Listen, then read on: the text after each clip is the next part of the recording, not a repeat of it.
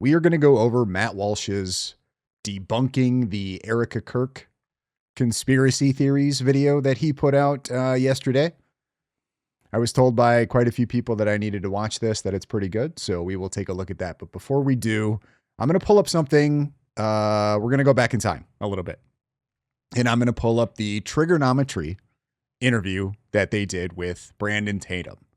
And we're just going to see, after we have seen what he's done recently, we're going to see if this hits any different or not. And I'm just going to forewarn you that I don't know what's going to come flying out of my mouth. So I don't know how this is going to go, but I'm just going to react to it and just going to let it fly, guys. So let's get into this. Here we are. Brandon Tatum on Triggernometry. This was back on October 29th, I believe, of last year. Look, it's very, very true, which brings us nicely on to the age of social media where we are now, where people like yourself, you're truth-seeking and you're trying to bust myths. It's a valuable job and it's an important job. It's why we enjoy watching your content. There's other people, and we'll get into that now, who maybe have started out like that and slowly, because of the incentive structure within social media platforms, have drifted away from truth into sensationalism and from sensationalism into conspiracy. Yeah, it is. The amount of conspiracies around Charlie Kirk's death.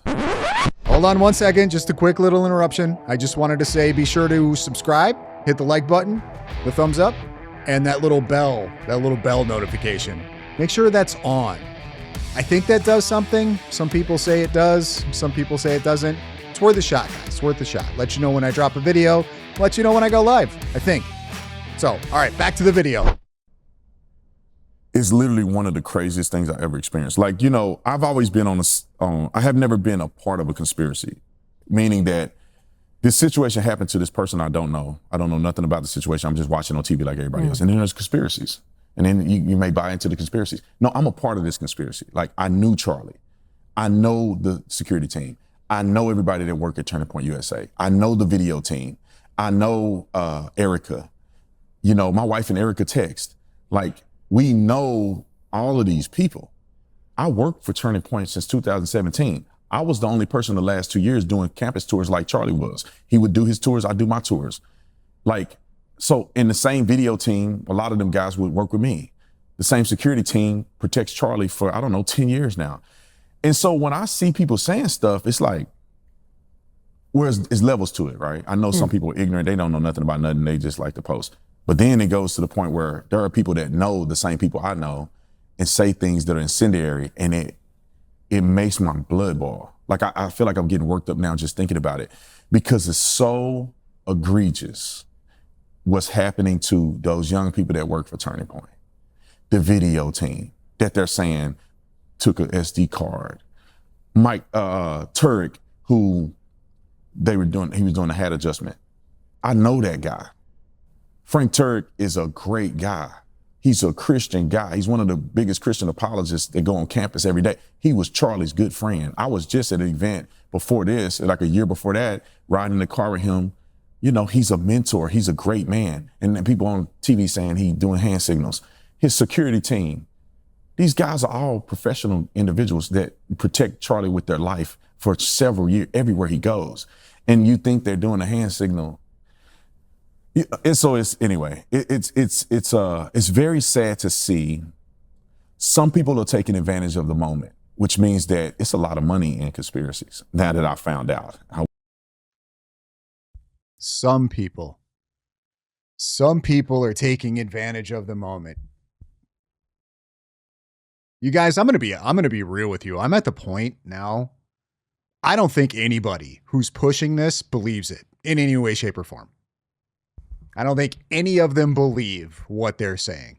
I think they see the numbers. I think they see the dollar signs, and I think they love it. I think they love the drama that comes with it, the money that comes with it. And I don't think they give a shit about anything other than themselves. And I think they're all talking and they're working together to make sure that they can continue to keep this grift going for as long as possible. So maybe back in October, I guess we could have that ignorant stance, but I don't know that I believe that anymore. I think they're all completely full of shit on purpose. And I think at this point, they are just giving their bots, their people, their whoever, they're just giving them whatever they want to continue to get that engagement from them. And that's it. It's all they're doing. And it's the same thing now. You know, I'll use the example. We see Project Constitution and a few of these other people going heavy at Gary from Paramount Tactical. Why? Because it gets engagement. That's all they're doing. That's all they care about. They don't give a shit about truth. They don't give a shit about what happened to Charlie Kirk. They don't care about any of that. They sure as hell don't give a damn about politics. They don't care who gets elected, what policies get passed, any of that. They don't give a shit. And I think the people that maybe some of us want to believe and trust, I think they're doing it too. They're just on the other side of it.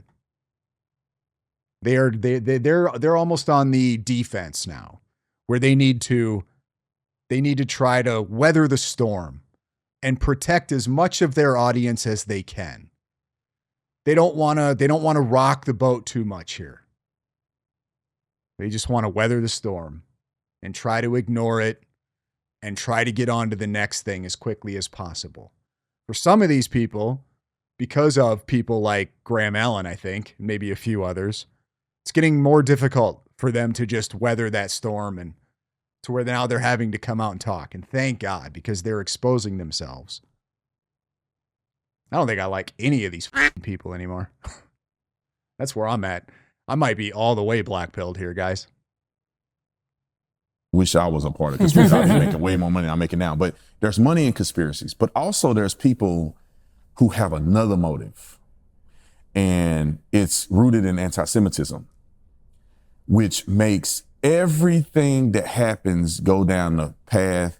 Same thing with that. I don't think they give a shit. I don't think they care about Israel-U.S. relations. I don't think they care about genocides. I don't think they give a shit about any of that. They just see it's popular and it's making them a lot of money talking about it. I don't think they care one bit. The point is they're all fake. This is like, I'm so black-pilled. I think this is all garbage. All of it. Candace, everything. None of these people believe a word that comes out of their mouths. To lead to Jew Street, meaning that everything that they do have to lead to the Jews, which will make people go up and beyond to outrageous lengths, beyond conspiracy, to make this person responsible or this group of people responsible. So those are kind of like the two phases and dynamics that I see in this whole Charlie Kirk thing, and Israel in some cases. That must be so incredibly frustrating because, like you said, you know Charlie, you know what he thought, and to have it misrepresented and to have people like Candace who were close to Charlie, who worked with you, and then come out and take that track. I mean, that must be heartbreaking in a way because that's your friend or was your friend. Yeah, I mean, Candace, it's a dynamic with Candace Owens with me that the public may not understand. Candace is like a sister, right? We're not just, I knew Candace more than Charlie. You know, I work with Charlie, we go on something. Candace is like my family, right? Me and her were like brother and sister ever since I met her. We started Blexit together, nonprofit organization that has helped wake up so many people around the country. Her aunt and my mama are like best friends. Is it like, did Brandon meet Candace in politics once he got into this political game? Did he know Candace prior to that? I don't follow these people close enough to know that, but from the sounds of it, he met her through the whole Brexit thing, getting involved in politics. If that's the case, like really, like that's on you, dude. You got into the snakiest, most two-faced industry on the planet. And you decided to make besties with somebody going into that. And now you're finding out like who they really are or what they're really capable of. And you're worried about your like my sister relationship might get destroyed. Hey man, how many of you guys have had friendships and relationships that you're no longer friends with? I've had friends where I thought we were going to be tight forever. I don't even talk to them anymore. And you know why I don't talk to them anymore? Life led us down two different paths. They started to go down a path that I didn't want to have anything to do with. So I chose a different path. Guess what? It's crazy, guys. It's crazy. Yeah, I know. It's why I met like new friends. These people are weak. Her dad was in the hospital, and I go to visit her dad at the hospital.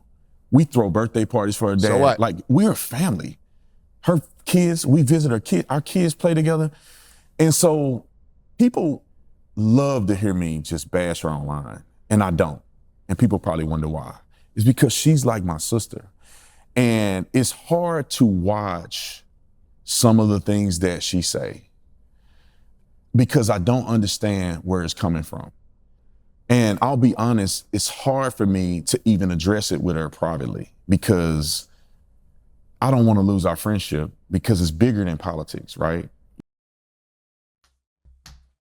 How could you possibly care about keeping a relationship with somebody like that?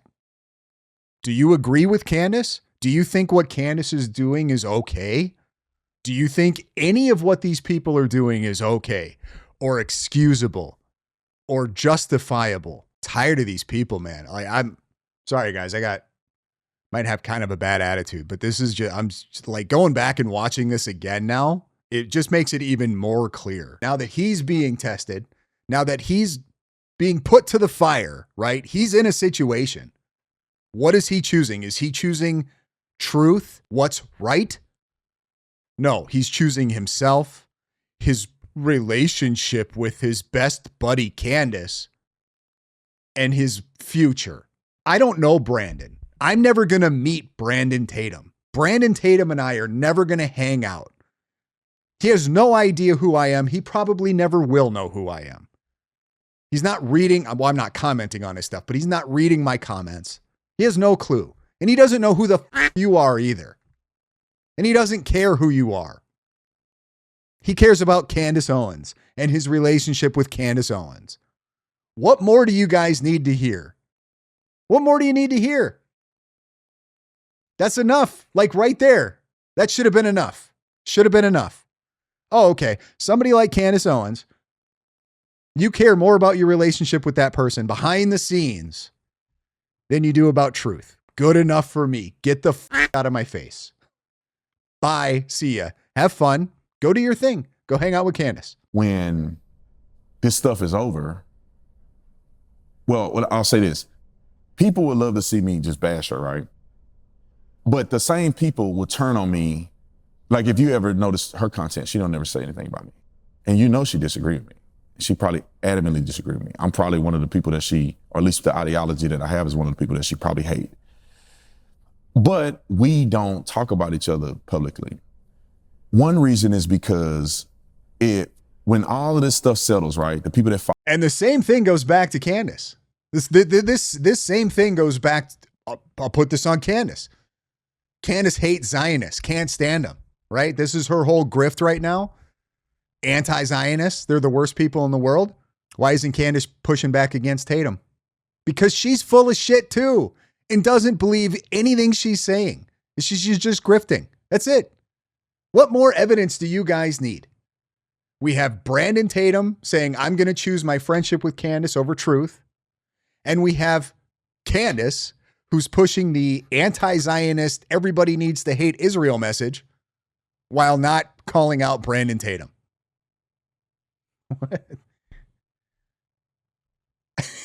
What?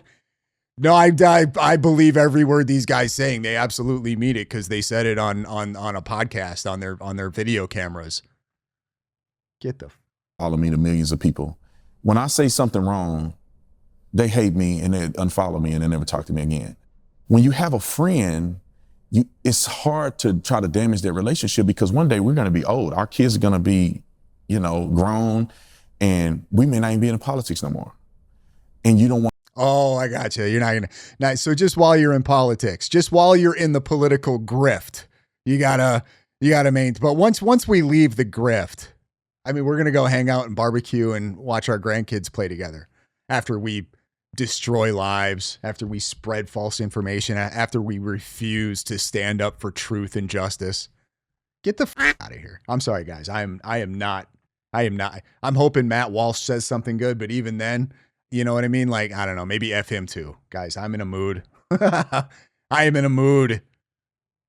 I want to burn that bridge. So it's a difficult dynamic for me. And it's the first time that anybody's heard me really talking this to a certain degree, because I am confused at some of the things that I've heard her say about Israel, about Charlie. It's confusing to me. And Candace is stubborn, if you haven't noticed. In our personal life, we argue back and forth, and I'm a stubborn person, she's stubborn. So it's kind of hard to say, Candace, let's sit down and talk about it. And one day I think I will, but it's a danger. That's wild to me. This is your sister. This is somebody I think of as a sister, but it's really hard for me to like talk to her about it. Bro, you got siblings? Like, are you an only child? What do you mean it's hard for you to talk to somebody who you consider to be your sister? Why is it hard for you to talk to her about it? Maybe because Candace would own your ass? Is that why? Is that why? Candace too much of a man for you to call her up and say, hey, what are we talking about? Who are these people, man? Who are these people? Is this going to be our last conversation, right? Is this we're going to get into a big old argument, and it's going to be like, I don't want to be your friend anymore. And that's, as a family member, like a sister to me, I don't want.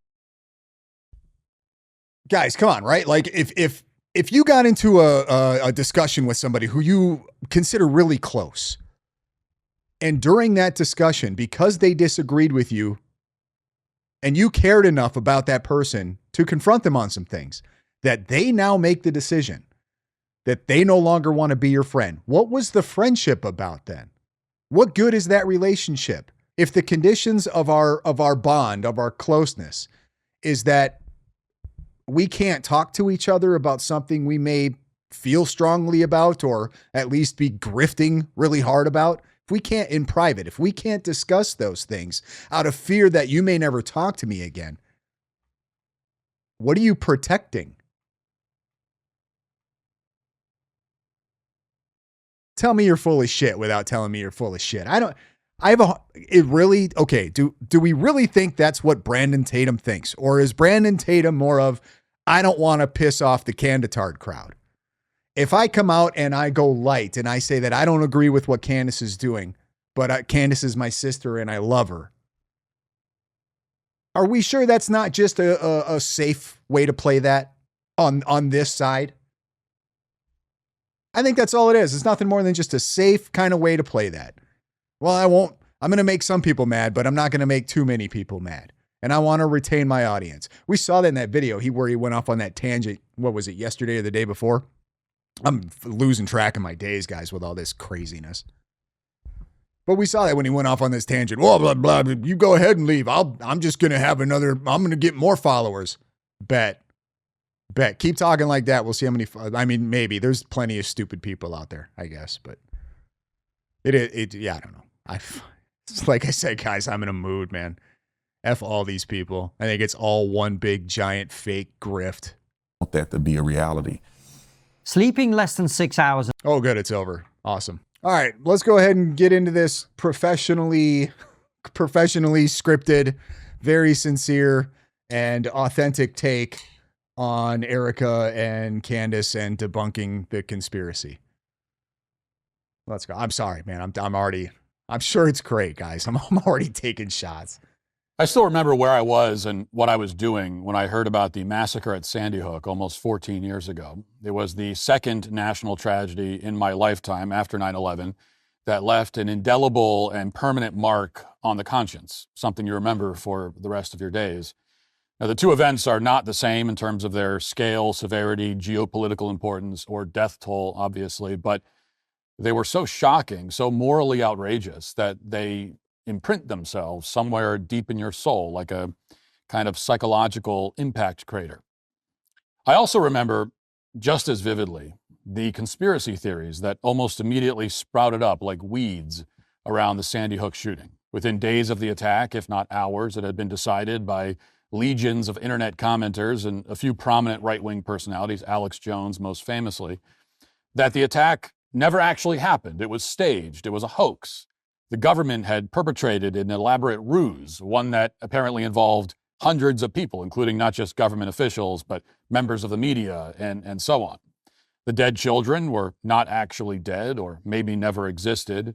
The grieving parents were frauds, crisis actors. So he's talking about Sandy Hook. Just get into the Erica Kirk and Candace Owens stuff. I don't know why we're talking about Sandy Hook. The people that believe Sandy Hook was a conspiracy, they still believe Sandy Hook was a conspiracy. No matter how many times you want to come out and you want to talk or try to show all of the evidence or like, they still believe it was a conspiracy. Is that what this is? He's going to debunk the conspiracy, guys? Because, I mean, that's already been done. We didn't need Matt Walsh to do that. And it doesn't matter. They don't care. They're not going to, you know what I mean? Who's this for? Playing a role. Now, none of this was true, of course. There was no evidence to support any of it, but many people apparently believed it anyway. They pointed to weird details surrounding the event, and from those data points... Let me tell you guys what I'm looking for. Here's what I'm looking for. At this point, and this is just me, guys, you can disagree with me. It's totally okay. All right. But this is where me personally, this is where I'm at. I am looking for this very specific thing out of these content creators. I am looking for them to just come out, do a video, and go, Candace is a lying piece of shit grifter and she can fuck off. That's all I'm looking for. I want to know that they don't need the Candace Owens friendship for their career. I want to know that they don't need to ever have to worry about Candace Owens in order to continue doing what they're doing. And the only way that I can know that is if they come out and go, fuck her. I'm never going to talk to her again. She can eat shit. But that's all I'm looking for, guys. I got to watch this whole thing. Points, if we can call them that. They constructed an entire... And obviously some of you, like, just by how know that I have not watched this, because he may do that, in which case I will be putting my foot in my mouth again. But cinematic universe. That's okay. The conspiracy theorists said that the initial reports out of the school were inconsistent and contradictory. There was talk of a second shooter, but then it turned out that it was only one shooter. They pointed to other things like news articles about the shooting with timestamps appearing to show that the articles were published before the event occurred. And most of all, they pointed to the mannerisms of the parents. They circulated clips of the parents smiling or appearing to chuckle or behaving in other ways that were deemed strange and inappropriate. Now, rather than conclude that people respond to grief differently, especially when there are cameras pointed at their faces, the theorists decided that an inappropriately timed smile must be evidence that everything we think we know about the crime isn't true, and instead, their wild competing narrative, for which there was no actual evidence, is true. In reality, there were reasonable explanations for all of the weird details. Early reports out of mass casualty events are almost always inconsistent. Reports of phantom second shooters are extremely common. Timestamps on news articles can be wrong. And people who are grieving sometimes smile. Anyone who's ever been to a funeral knows that. And at any rate, even if these little tidbits were unexplained... He brings up a point, you know, early reports out of all of these things are rarely ever true. They usually get a lot wrong. And that's because of how media works today. I mean, you guys probably don't need this explanation from me. But it's a race to who can get the story first, right? Now that creates a real problem with getting shit wrong. Because when you try to get some type of story out right away, when you don't have all of the information or the facts, you're going to get shit wrong. And on the flip side of that, if you sit around and wait until you do get the facts right, or you get all of the facts, and then you report, well, now you've completely, you're the last one to the table, right? So you're not getting anything to eat. Even if we all agreed that they were somehow bizarre and troubling, they still wouldn't prove the conspiracy theory. Indeed, if Sandy Hook was all a highly coordinated government ruse, then why would they post news articles about it ahead of time? Why would they put out inconsistent information? Why would their paid crisis actors be smiling? As is often the case, the conspiracy theory makes less sense of these points than the so-called official narrative does. The conspiracy theory does not do the single thing that a legitimate theory is supposed to do, which is to make sense of the facts on the ground. It makes less sense of them. It introduces even more unexplained and unexplainable variables. It takes a well-supported narrative with maybe a few holes and replaces it with a new narrative that has 10,000 more holes. Now, in the case of Sandy Hook, this wild and baseless theorizing was not just an academic exercise. Real children actually died. Real parents were dealing with a trauma. Guys, I'm gonna skip ahead of this until he gets to the Erica Kirk stuff. For no good reason is like the Matrix. It allows you to construct whatever reality assortment effect is, of course, Candace Owens. Now, as you may remember, a couple of months ago, I laid out the reasons why, contrary to claims by Candace, it's clear that Tyler Robinson killed Charlie Kirk. To the extent there was any evidence of a potential conspiracy, it involved the several trans activists who posted messages online that appeared to indicate, at a minimum, that they may have had advanced knowledge of the assassination plot. And of course, there were the strange text messages between Robinson and his roommate, in which Robinson stated that his roommate had seen him engraving bullets. But there was no evidence whatsoever to suggest that Charlie Kirk's associates, or Erica Kirk, or Turning Point USA, or the French government, or the Israeli government, or the U.S. military had anything to do with Charlie's murder. Now, for months, Candace has stated otherwise. In October, she wrote this message on X, quote, "With all we've crowdsourced, it looks like a decision to murder Charlie Kirk in Utah was made around July 18th. A military meeting with foreign leaders took place on July 20th on U.S. soil. The plane flew into Provo, direct from France, on September 4th, and stayed until just after Charlie was assassinated, flying out to Wilmington on that day. The plane returned home to Egypt the following day on September 11th. In November, Candace provided the following update, quote, "Urgent. 2 days ago, I was contacted by a high-ranking employee of the French government. After determining this person's position and proximity to the French couple, I've deemed the information they gave me to be credible enough to share publicly in the event that something happens. In short, this person claims that the Macrons have executed upon and paid for my assassination. Yes, you read that correctly. I'm told there is one Israeli that is on this assassination squad, and the plans were formalized. Again, this person provided concrete proof that they were well placed within the French government apparatus.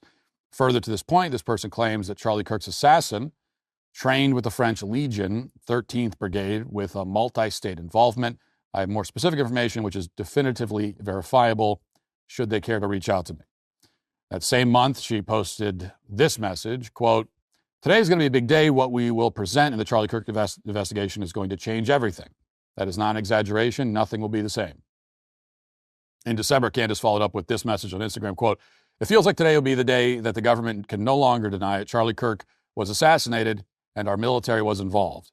I can't wait to share this information with you guys today."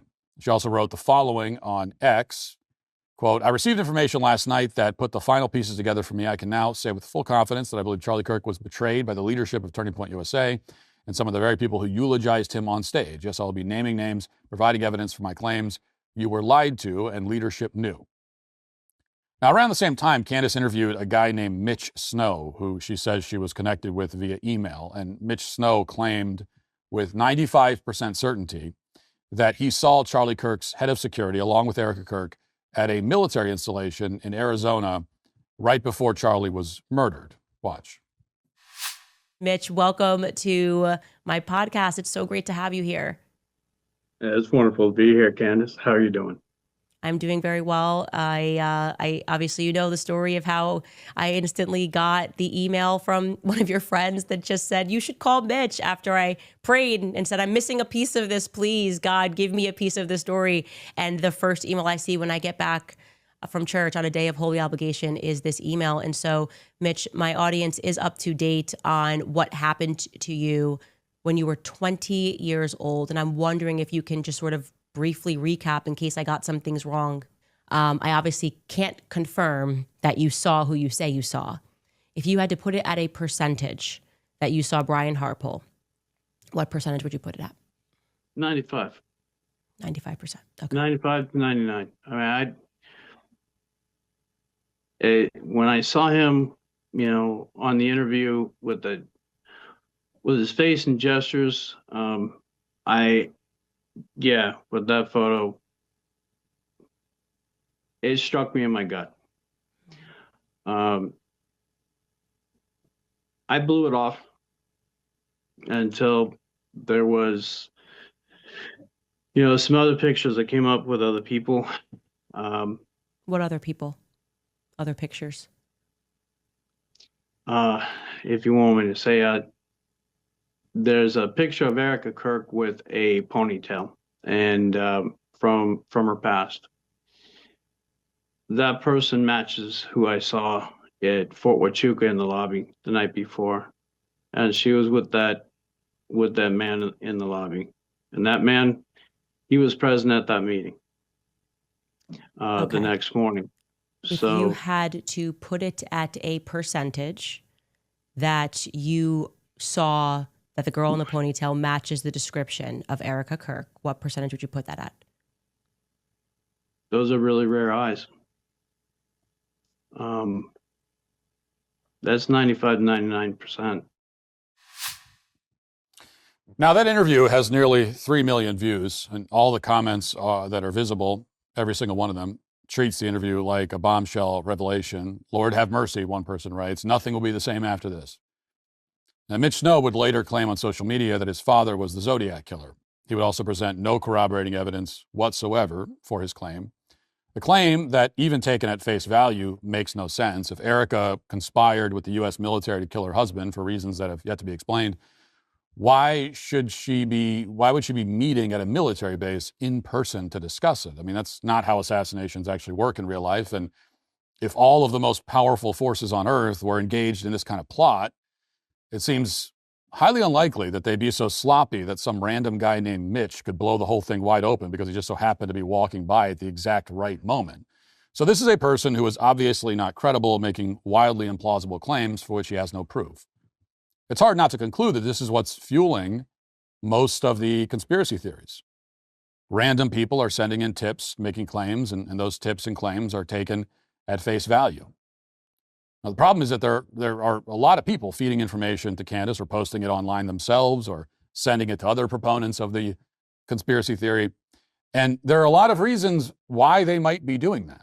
One of the possible reasons is that they are sincere, sane, honest actors earnestly trying to help crack the case and find Charlie's real killer. But that is just one possible explanation, and by far not the most likely.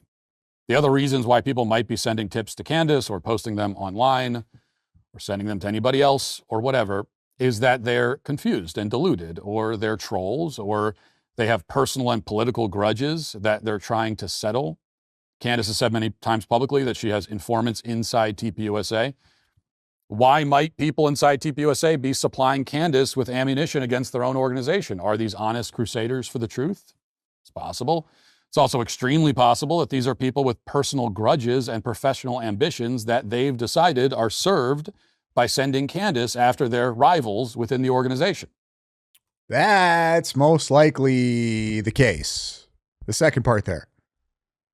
That would be most likely the case. So I'm sure there's plenty of people working at TPUSA that feel underpaid, underappreciated, have higher aspirations, and they see this as an opportunity to make it all about them. And on top of all this, there's the risk that foreign intelligence agencies are contributing to the maelstrom by feeding bad information. Now, certainly the temptation for a foreign intelligence agency to jump into the fray and foment further divisions and chaos with bad intel must be very profound. And if you think that shadowy foreign governments were involved in Charlie Kirk's assassination, despite there being no evidence to support such an idea, I mean, I know I'm like super black pilled right now, guys, but I don't I appreciate his sort of dry. I don't even know what words I'm looking for anymore, guys. But yeah, it's definitely some foreign agents or, deep state people that I'm sure we're just frothing at the mouth watching this shit unfold, going, oh man, wow, we can really get in here and screw some shit up for some people. I can't believe this is happening. This is amazing. We are definitely going to jump in on this opportunity and take advantage of all of this crazy. Consider the possibility that shadowy foreign governments could also be involved in creating and fueling false theories about Charlie Kirk's assassination. If you believe that they do the former, then you must believe that they could do the latter. Now, the point here is that I mean, if that were the case, that is based. I mean, if they were coming up with the theories to push, I feel like we would have better. Maybe not, but I mean, we're talking about some of the most intelligent and manipulative people on the planet. I would think that we would have better theories. I think they were like, could you imagine? It's like, holy crap, look at this shit these people are buying into. We don't even have to put a team together to come up with a crazy good theory. They're buying into exploding mics. Fuck it. Run with that, these idiots. Based entirely on unverified tips and unverified claims from random sources cannot actually be taken on its own as evidence of anything. There are just too many other potential reasons why these parties may be involving themselves. But I've already explained in detail why I think Tyler Robinson did in fact kill Charlie Kirk, not at the behest of TPUSA or any foreign government or our own government, but instead moved by his own left-wing pro-trans radicalism. Trans radicals are murdering people in this country constantly. There is nothing. I don't know if it's a pro-trans radicalism. I think he made it very clear it was an anti-hate thing. Thought he was doing the right thing by eliminating somebody who spread so much hate. At all surprising or implausible about the idea that they also killed Charlie Kirk. Now you can go back and watch that episode to hear that case laid out. I hope you do if you haven't seen it. Today I want to focus instead on the increasingly aggressive and single-minded attacks on Erica Kirk specifically. As you may have seen, last night Candace debuted a new series called The Bride of Charlie, which purports to tell us the sinister truth about Erica. This, of course, didn't come out of nowhere. For weeks now, Candace has openly suggested that Erica may have committed a crime in connection with her husband's murder. For example, here she was a couple of weeks ago stating that the police should detain Erica and subject her to interrogation. Watch. Look, I have seen enough, ladies and gentlemen. I've seen enough. Erica Kirk should be dragged into a police precinct for questioning. Like I said, you can show me the person who disagrees with me on that after I will reveal to you what we can now confirm. You can show me that individual and I will show you a full blown fraud. That's the only people that would disagree with that assessment. Well, but as we'll see, there isn't enough evidence to justify dragging her into a police precinct, much less charging her with a crime, much less convicting her. There isn't any evidence, actual positive evidence, that Erica has committed any crime or covered up any crime or had any involvement in any crime, to include especially the crime of murdering her husband. And that's why, although the innuendos about Erica may be compelling fodder for YouTube videos, they would not be compelling to a grand jury or a prosecutor or a judge. If you took everything that's been said about Erica or implied and tried to present it as evidence in a court of law, you would be laughed out of the room. There's no case here. There's no evidence of anything. Now, these attacks on Erica... That doesn't matter. That does not matter. Nobody cares. The only people that care about the evidence and care about truth are, at this point, guys... No, I'm not going to say that. The popular thing on social media is not the truth. They don't care. They have no interest in looking for the real truth. They only care about looking for their truth. That's it. And when they can find somebody, some influencer, some person that makes videos on the internet that says all the things that they like, that's who they go for.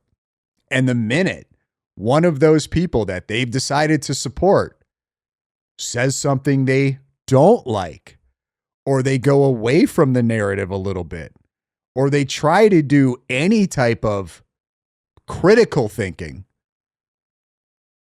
guess what happens? Yeah, the numbers get threatened big time. And you know what happens when those numbers are threatened? Well, at that point, that person or people, they have choices to make. They're either going to do the right thing and stand their ground and stand on their morals, or they're going to go for the money. What do you think what choice do you think they're doing? They're going for the money, of course. These people do not give a shit about the truth. I mean, it's a good thing that this is being put out because it is there for the people that want to find it, for the people that want to hear it. I don't know how many people are left that have not already, for the most part, made up their minds. By Candace and by everyone else engaged in this campaign are wrong, deeply, desperately wrong. Wrong morally and factually. They are wrong morally because they are wrong factually. The whole crux of the matter here is not just that Erica is a grieving widow, but that she is innocent of the accusations that are being made or implied against her. The point is not that, hey, Erica may have killed her husband or been involved in it or covered it up, but we should take it easy on her because she's a grieving widow. The point is that Erica didn't do any of that. There is no evidence that she did any of that. No evidence at all, period. Defaming anybody with untrue accusations is very bad, but defaming a widow, the grieving wife of a man that we all say we loved and admired, is unspeakably, horrifically bad. I think we should probably stop referring to her as the grieving widow. I think we should just say Erica Kirk or Charlie's wife. Now, most of Candace's critics have responded to her latest episode and every other episode over the past several months by shouting angrily, calling her evil, and just leaving it at that. And I understand why people are emotional. But if there's any hope of saying anything that makes any kind of difference, that actually succeeds in cutting through the noise and persuading anyone to back away from these grandiose and baseless conjectures, then it's going to require that we deal with the claims being made and address them head on. Shouting insults at each other across the void will not actually accomplish anything. It's cathartic. It's not useful. Okay. Yeah. No, you're losing me on this one a little bit, Matt. There's been people that have been, I mean, maybe you're these big channels now, if they start pushing out all of the facts that these psychopaths get wrong, maybe, but who are we trying to convince with that? Everybody, like, I don't know who are you trying to convince the candidatards? Like, is that we're going to put out where we're now just going to use all of these facts and continue to go over the facts and over the facts and over the facts? That's kind of what we're waiting on with the trial here. We don't have all of the facts to begin with. We can't go look at all of this evidence because we don't have most of it. Right? That's one of the biggest problems. That's how this conspiracy stuff got rolling and got as much steam as it did early on, was because of the lack of evidence that we have. And when you remove critical thinking and you just go, no evidence, now there's a problem. But you can continue to, like, I don't know who this is for. You're not going to convince any of the candidatards with this. So who's this for? Who are we? So we're not going to make fun of people anymore. We're not going to laugh at them. We're going to be super serious guys, and we're just going to we're going to continue to go over everything we do now is just going to be, here's the charging documents. Oh, look, I'm going to do another video. Here's the charging documents. Hey guys, here's the charging documents. They're never going to watch it. They're not going to care what I have to say or what Matt Walsh has to say or what anybody else has to say. Any of these big content creators, they're not going to care. They're going to find a hole in it. It's not a big deal. So who's this for? I think we should just make fun of them. I think we should call them names.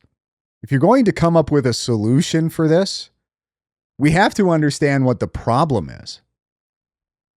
And the problem is our government sucks and has sucked for a long time.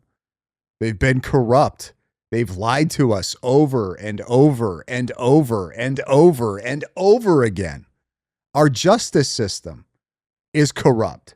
We've seen multiple examples. That's the problem. People don't have faith in any of this anymore. They have no trust in any of this anymore. So they're looking for a voice that's pushing, or what seems to be pushing back against the system. Right now, one of the loudest voices seemingly doing that is Candace Owens.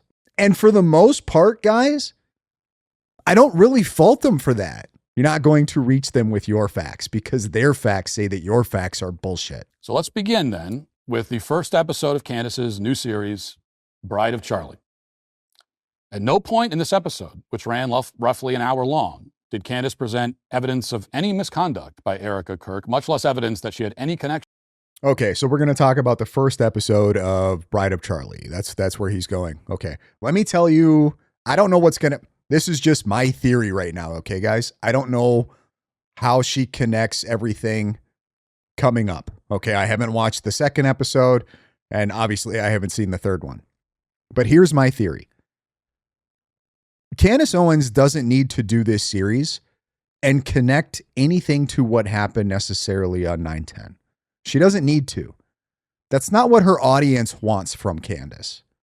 Her audience has already come to the conclusion that Erica Kirk was involved. Okay, that her audience was there before Candace started really going in that direction. The audience was already there, thanks to people like Valhalla, VFT, Ian Carroll, and some others. Okay, her audience was already there. All they want from Candace is for Candace to find and disclose weird things about Erica Kirk's past, or seemingly weird things.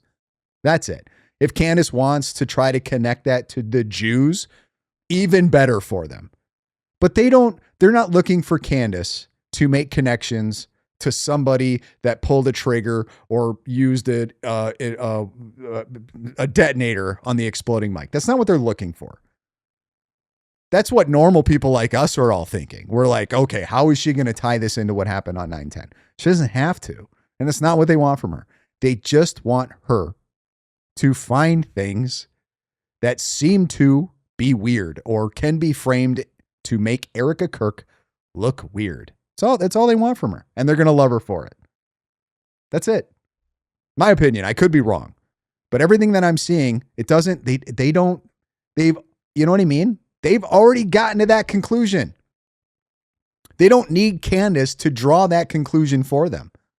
They just need Candace to make Erica Kirk look more questionable. That's it. And Candace began the episode by reading a lengthy tweet from somebody named Elizabeth Lane. Lane says that Erica is a Hillary Clinton type figure who married Charlie in order to get ahead in life until it all fell apart. Watch. Despite all of that, the public remains unconvinced that she is simply a grieving widow, because she isn't simply a grieving widow. She's also the CEO and chairman of an organization. In fact, during our preparation for this series, an investigative journalist named Elizabeth Lane went viral on X because what she authored about Erica was brilliant. It just was objectively brilliant. It gave voice to what millions of people worldwide were feeling, but didn't exactly know how to express. And I'm going to read you her words in their entirety because I think it's very important, okay? In my head, the story goes like this. For a moment, it works. She becomes the wife of a rising political figure with access to donors, institutions, and national platforms. At that point, the ceiling isn't social media influence, it's empire building, foundations, global reach, a legacy, a brand, the Kirks.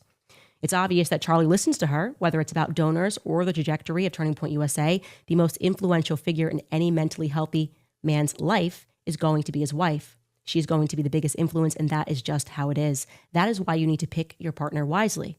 And everything was going well until Charlie began making decisions. Okay, now I'm a little pissed off at Matt. And let me tell you why. I was told by you guys that this was like an incredibly boring part of the video. And when I covered this, I got to skip this. And this was really long. I didn't have to listen to this. But now you told me to watch Matt, and that's good. And he's making me watch something I thought I was never going to have to see. So now I'm a little upset. Decisions based on conscience rather than expansion and money. He turns down money. He refuses to play dirty politics. I am assuming someone like Erica, who married into this because she had I'm going to grab a drink. I'm not going to would listen. not be very happy about that. The life she appears to have signed up for, the power couple, expanding influence, historical relevance, was collapsing into something else entirely. Domesticity, housewife, kids, and now Charlie refusing to accept the money that can make him a global power. A supporting role instead of center stage is not her thing. Now, this tweet, which goes on at great length, has something like 10 million views, and Candace obviously thinks it's compelling as a way of suggesting that Erica had some motive to be unhappy with Charlie and to want to replace him. Quote, the life she appears to have signed up for, power couple, expanding influence, historical relevance, was collapsing into something else entirely. Now, this is not how Charlie would describe himself because he was modest, but if Charlie and Erica were not a political power couple at the time of his death, then no couple qualifies as a power couple. Charlie was one of the top 3 outside advisors with a direct line to the president. He hosted pretty much all of the president's events from Butler to the election, obviously played a major role in Trump's victory. He could influence legislation and executive action with a phone call. And based on the massive receptions he was getting on college campuses and his fundraising efforts, Charlie was a legitimate contender to be the president of the United States one day, probably sooner than most people think.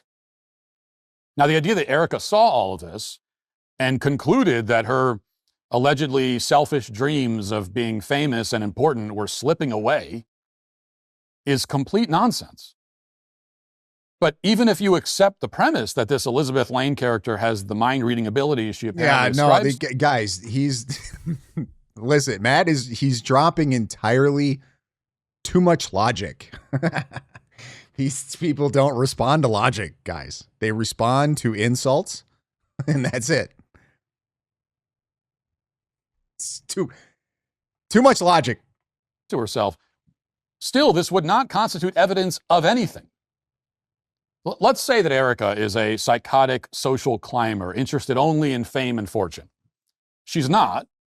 I work in media. I know a lot of people like that. She's not one of them. But even if she were... Who, damn it? All of them? So what?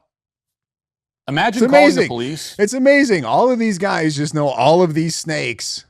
And they don't want to tell you, though, because that would make you persona non grata. You would not be allowed in the circles anymore if all of a sudden you started divulging all of the secret little information. You would be like, oh, can't trust this guy to keep a secret. Not going to tell him all the dirty little things going on anymore. Stop inviting him to the parties. How is this any different than Epstein other than PDF stuff? That might be a really bad you know what I'm saying? What's the difference? What's the difference between that and like all these like little backdoor deals that people in government do all the time? What's the difference? With this bit of evidence. Imagine telling them. It's like being a politician, right? Coming out in front of everybody and going, hey guys, there are a ton of corrupt people in this building. And then just turning around and walking into the building and never doing anything about it at all. Just going, hey, it's really bad in there. And then going in. Thanks for telling us, I guess. Who? What? That they need to come and arrest Erica Kirk right away in connection with the murder of her husband. Why? Well, because it seems like she's a really shallow and superficial person. What police department on the face of the planet would send the squad cars over to Erica's house and frog march her in leg irons in front of the cameras on that basis? Well, let's continue and see if we're presented with anything that could be considered reasonably probable cause. Watch.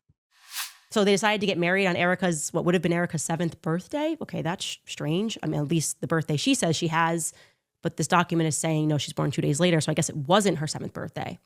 More far. Attached far, to this far. document, which was filed on July 20th, 1998, is another document. Now, none of this leads anywhere. She finds a couple of clerical errors on a divorce filing involving Erica Kirk's parents, including Erica's birth date. And from that, we're supposed to conclude what exactly? Notice the way the information was framed. You're led to believe that random divorce filings in random courthouses are always perfectly correct and never modified in this fashion. But there's no proof of that. Now, if she wanted to, she could have had some kind of local expert come on and give his impression of these documents. Somebody objective, doesn't have a sort of a dog in the fight, and talk about what they might mean, but that doesn't happen. And if it did, she'd likely be told that clerical errors are not unusual at all. Instead, Candace simply states that it is unusual and that you should draw some unknown conclusion from that information. Again, this is why in the legal system, irrelevant evidence is not introduced. It's not simply a way to save time. I mean, the main reason that we exclude irrelevant evidence is that I'm gonna go back to a point that I already made. Matt, you're preaching to the choir, dude. They don't care. They just want, Candace is giving them exactly what they want. Some weird little oddity that she can fabricate, or doesn't even need to fabricate necessarily. She could, that's an oddity. It's paperwork filing with discrepancies on dates. It's totally normal to have discrepancies in court papers. Happens all the time. Okay. Doesn't matter. It does not matter whether that's common, uncommon, never happened before until now. It's just something that she can show to go, oh, look, isn't this weird? What could this mean? Maybe that Erica's parents aren't her parent, or like, it doesn't matter. Truth does not matter. They're just looking for weird. That's all they want from Candace. Candace could have just shown that and not even tried to link it to more far, and parents not being, but like, she didn't even need to do all that. She'd just go, this is strange. And her audience would have taken that and ran with it and come up with whatever conclusions they wanted. It's all they want out of Candace. They don't need Candace to point to anything factual or show actual real evidence and connections to 9/10.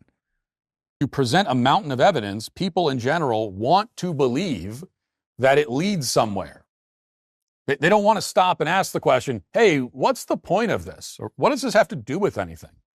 Instead, they assume that the lawyers and the more knowledgeable people in the courtroom are introducing the evidence for a reason. It must prove guilt in some way, even if it's hard to see how.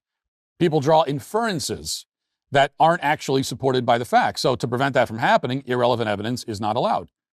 Unflattering but irrelevant details about a suspect would be considered prejudicial because it prejudices the jury against the suspect, giving them a negative impression, which makes them more likely to convict, even if there's insufficient evidence of the crime the suspect is accused of committing.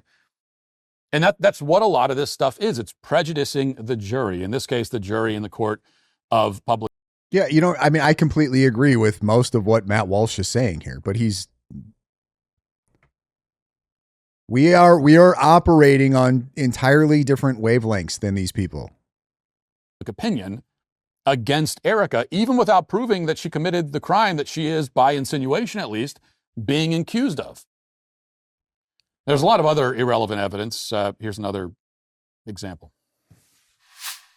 Carl Kenneth Ross. This is irrelevant evidence to what happened on 9/10. It's really irrelevant evidence to connecting Erica Kirk to anything to do with 9/10.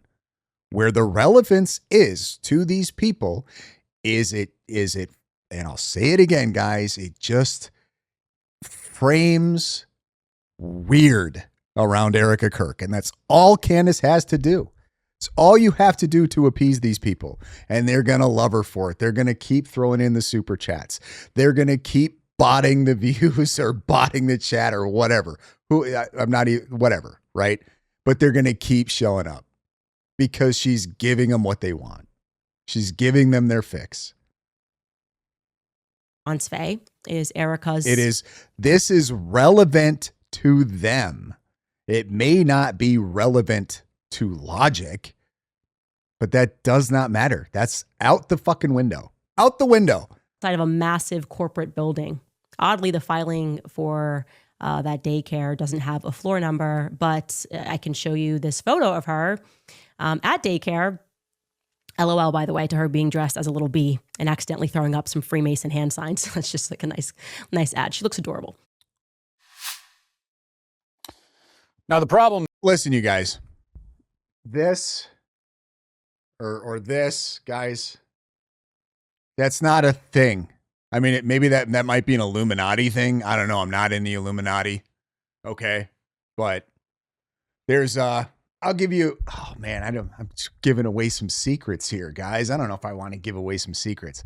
There's an interesting way to, like, if you suspect that somebody may be a fellow Mason, okay? And one of the fun ways to do it, and you guys won't get this, but I'm going to do it, right? There's quite a few, but this is one of the fun ways to do it.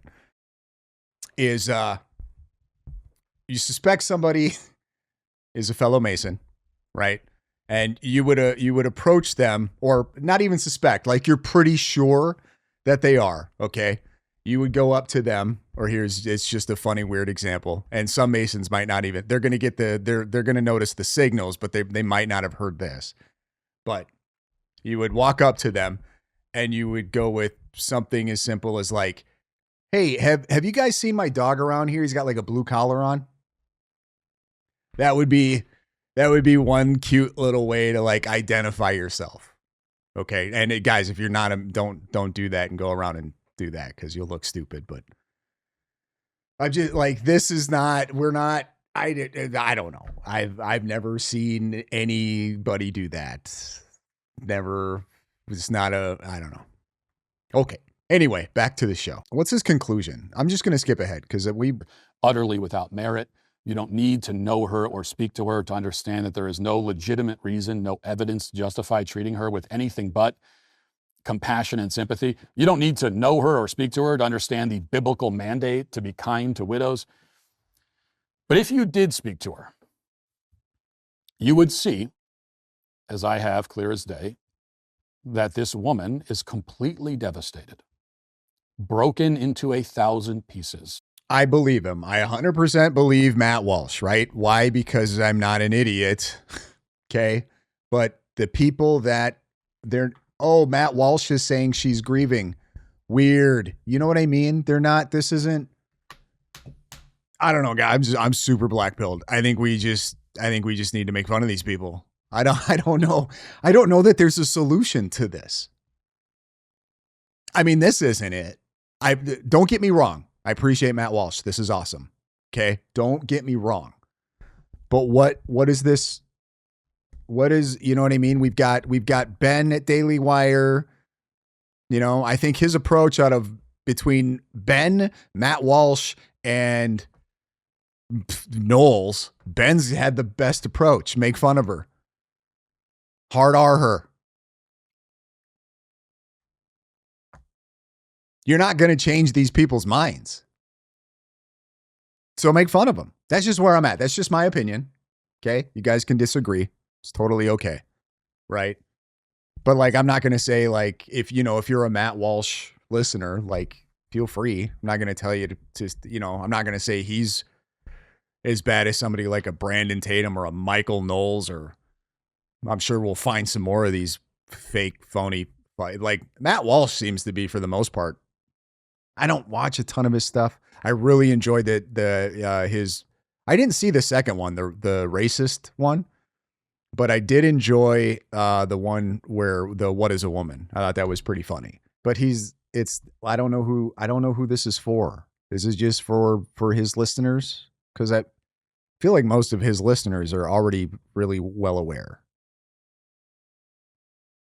So unless you're going to get into the drama, unless you're going to get into the battle, maybe it's best that they don't say anything. Maybe it's best that they just, or do what he's doing. Make it informational, just in case, right? Just in case, just so the history shows that here's where I stood on this issue when this issue was going on. But unless you're going to like get into the battle and get into the heat, maybe just don't. I don't know, guys. I'm in a mood, like I said. So, and some of you are probably going to really be pissed off at me, which is whatever. It's fine. It was not going to be the last time, guys. Not going to be the last time that I upset some of you, which it is just is what it is what it is. All right. But I think I'm going to call that on the video. I don't know what else there is for me in this video. And I'm just going to reiterate, like, unless you're ready to come out and be like, F this bitch, that's what I'm looking for.